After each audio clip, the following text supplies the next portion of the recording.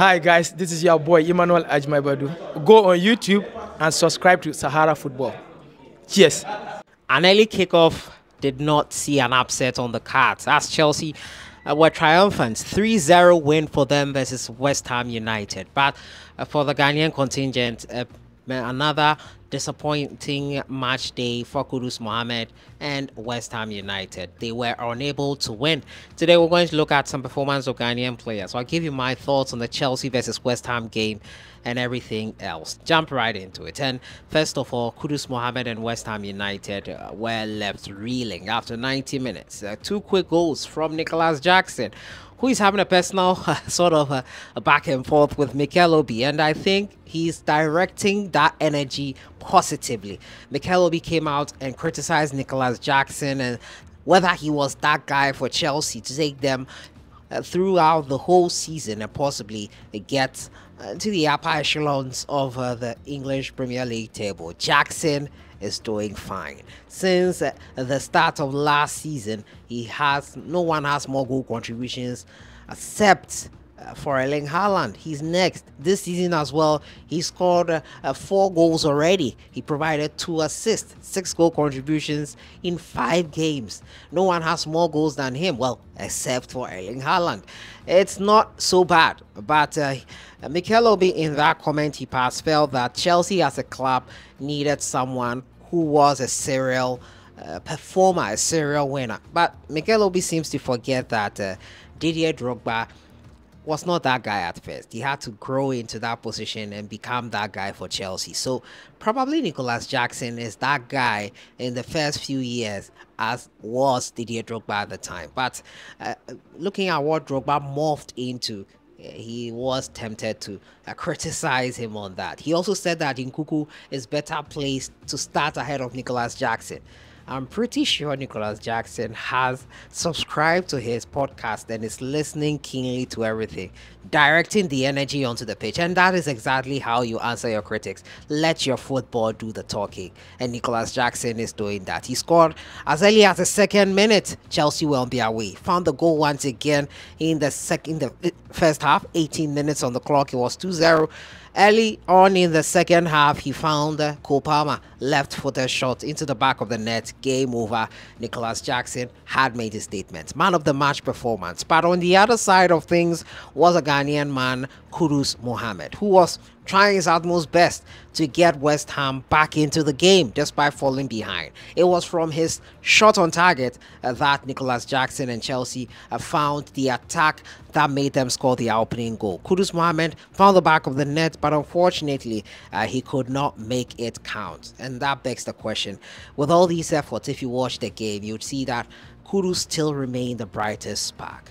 And I've said it, football is a team sport. No matter how much effort you put in, no matter how good you are, if your teammates are not on the same wavelength as you are, if they are not of the same standard, if you're the best player that is, your efforts might be futile. Messi has suffered it before. Ronaldo has suffered it. No matter how good and great we know they are, their teammates not being on the same wavelength has cost them probably major titles. Messi needed his teammates to be behind him 100% at the World Cup, and they were successful. Ronaldo probably has his teammates, but his other issues have caused him not to win probably the World Cup. His supporting cast was there for him in the Euros 2016 when he got injured, and they finished the job. No matter how you are good or how good you are, you need your supporting cast to be on the same level or give you a fighting chance to make your efforts not futile. Kudus Mohammed, I'm sick and tired of seeing his efforts prove futile. 5-year contract with West Ham United, and I'm sure he would be thinking, won't I be better suited for another club? I'm thinking that. I feel that West Ham United probably is the coaching problem, and Lopetegui is making things worse for West Ham United and Kudus Mohammed. Should Kudus move on? Where can he move on to? I, for one, felt that Chelsea needed to sign Kudus Mohammed in place of Caicedo or Enzo Fernandez. Chelsea, Manchester United needed to sign Kudus Mohammed instead of Anthony. It is something that is a big bother to me, and today highlighted it now more than ever.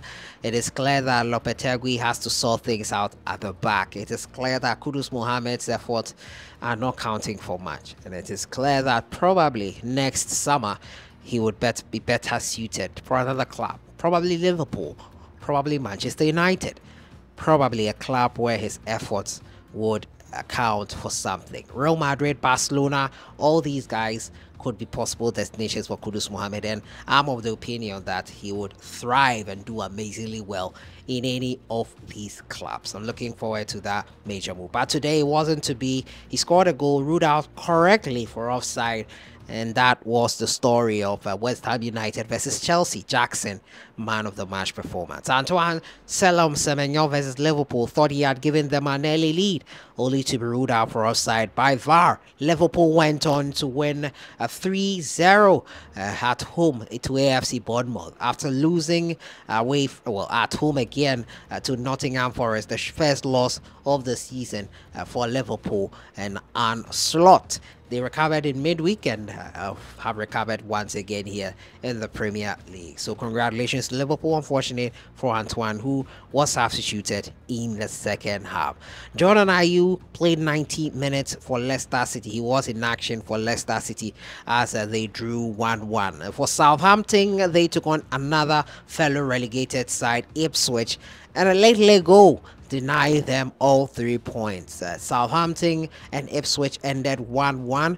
Our boy Kamaldeen Sulemana, whose move to Ajax could not go through because FIFA did not approve the work. The paperwork was not signed in time, and FIFA did not approve of it. Because of that, he stayed with Southampton. He was not in the matchday squad. Abdul Fattah Issahaku was an EU substitute for his club side, that is Leicester City, in their game. It was so far has been an enthralling weekend. INAKU Williams and his family were at the premiere of their movie, a documentary about how his parents came into Spain for a better life for their sons, and how they have risen to the pinnacle of football in the world, especially in Spain, and become the first two black people to play for a club like Athletic Bilbao. It's called Los Williams. That is the title of the movie, the documentary actually. I've not watched it. Hopefully I get to watch it and bring you my summary of it.